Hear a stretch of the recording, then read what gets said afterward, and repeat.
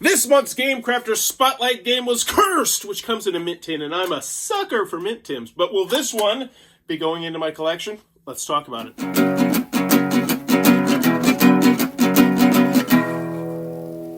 What does that even mean, Bowers Game? Ahoy there, YouTube! I'm back again today for another game review, and today I'm very excited to check out Cursed from Goblin Hour Games. This is for one player, take you 3 to 6 minutes to play, and this is this month's Gamecrafter Spotlight game, where I get paid by the Gamecrafter to spotlight a different game every single month to do a series of videos on that game, culminating with a review. So we're going to do a review of Cursed. Now, this is typically where I take it to the table and show you exactly how it works. But with how simple this game is, I'm actually just going to show you the cards right here, and I'll show you exactly how it works. The first thing you're going to do is you're going to take all the cards, and you are going to shuffle them up. And all the cards are going to look roughly the same. There's going to be 3 different things on the cards that you need to know about, because they're triple-use cards. First, right here is an item. Every single card will have an item in the top like that. This is a one-time use, super special ability, awesome thing that you will get to do. So you start with one of those randomly. You're going to have a big pile of shuffled cards right here. You'll have a one item face up, and then you're going to flip over one card and look at the monster aspect of the card. So the monster aspect is up here. And this is how you're going to win the game. You have to kill 8 monsters before you run out of cards in the deck. Now, how do you kill a monster? Well, when this monster flips over, first thing you're going to want to do is see if it has a special ability. This one's flying. First melee attack deals no damage. Well, that's important because you're going to now take your stack of cards and you are going to flip over one at a time and put them like so, looking at this number right here. You're looking at weapons in order to kill this monster. First melee attack deals no damage, so this is a melee attack. The first one deals no damage, so that stinks. We currently have 0 of 7, despite the fact our axe is 2. So we can either stop, which would not be advisable, and we would defeat this. You say, what? We didn't do any damage. That's fine.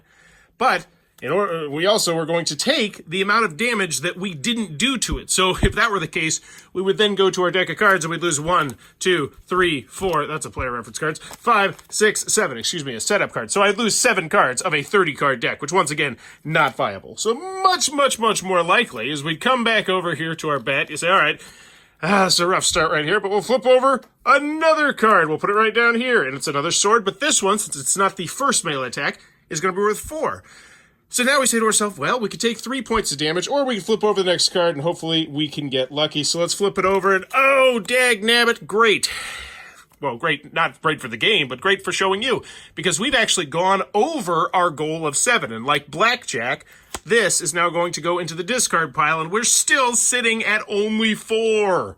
And as you can see, this can get very rough. So those are the 3 main aspects. You're going to have the monsters here. You're going to have the attack value here. And then up here, you're going to have the one-time use special ability. Let's just go over a couple of them. They're super useful. Big Turfy Dinner. Yum. Shuffle discard pile. Take 3 cards. Place them at the bottom of your draw pile. That's huge. It essentially gives you 10% more life. The Whetstone. Plus 3 damage to a single weapon. That'd be super useful right here because we're going for 3 right there. So if we had that, we would most likely use this Whetstone. And then we would have our 7 because, once again, all we need is 7. So if we whetstoned this sword, the whetstone would go away. We'd have 7. This would go into our monster pile. We'd have 1 of the 8 we need, and these would all go into the discard pile. Now, the only thing that I haven't really talked about, though, is pertaining to the monsters. So they all have, well, I shouldn't say they all, but some of them have unique special abilities like the flying. But some of them also have treasure chests, and when you defeat this monster, you're going to shuffle up the discard pile and then randomly draw 1 card for its item card. You can have as many item cards as you want, but then you go through the game trying to defeat 8 monsters. If you're able to defeat 8 monsters without running out of cards, then you win the game. But you probably won't most of the time because it's incredibly difficult. So that's the game. Let's talk about the pros. Let's talk about the cons. First, on the con side, I wanted more. Couldn't help but feel like I just wanted more. I just wish there was a little bit more variety, more variability, would give it longer legs.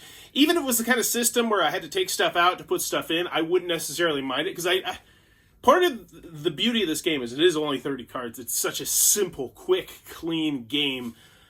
But I definitely think some extra cards mixed in there would really... And they'd spice up the game, too, and some different special abilities. I really dig the game, though. But... So don't take this as too much of a negative. It's more like I just want more good stuff because I enjoy this game.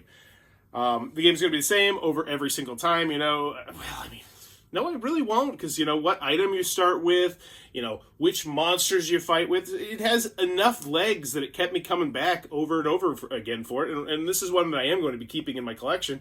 But this is the cons. I'm supposed to be focusing on the cons. I don't really have much. Easy to learn, easy to teach. I think there might have been one card in there where I wasn't quite sure exactly what it was, like the verbiage on it. But other than that, no real complaints on this one. Moving on to the pros. I enjoyed this one. My son enjoyed this one. Both my 10-year-old and my 7-year-old enjoyed this one. As long as your kids are competent enough to be able to read the text on the cards, I think they're really going to enjoy this one. You know, it was very easy to teach. I think there was even maybe like a tutorial video, not that you're going to need it. It has player cards, which I always appreciate when the games have player cards, especially in minted games, because that kind of acts as player reference cards as well. But there's still room in there for more cards. I guess that's really the biggest thing that I want out of this game. So the real question is, do I think this is a good game or do I think this is a great game? And why do I like the game? I like the game because each time I play it, it feels like you're going to roll a different adventure. You know, let's just give an example right here. So, first item, blocks up to 3 damage. Cool. Shield, super useful. That'll help me out later on. Frenzy Potion, your initial weapon strikes hit for double damage and ignore monster traits. So that's really cool. Take a weapon card from the discard pile and keep it with your items for use when needed. So each one of these is going to have you doing some various different things that might save you, you know, when you draw the 1 versus 6, because there are some special weapons in there. And I really think that's it. I think that's the only thing that I really like, is just a little bit more variety in maybe the weapons, the items, all that sort of stuff. And not to say that there's a bad amount of it. It's just I enjoyed the game so much that I think this is what's holding it from great. I think that's what I'm saying. I think this is a very good, light, pressure luck, mint tin game. I think it's going to go over well with families. I think it's going to go over well as something you just bust out, because you just shuffle it. Like, the setup time is 10 seconds. Super simple. So I think it's a very good mint tin game, and I definitely can recommend Cursed if you're in the market for a pressure luck style small game. That being said, I hope in the future there's a second edition, more cards, more of this, more of that, and I do like the system. I just like to see more. I really enjoy Cursed from Goblin Hour Games. It looks like it might be your cup of tea. Be sure to check out that Gamecrafter link down below.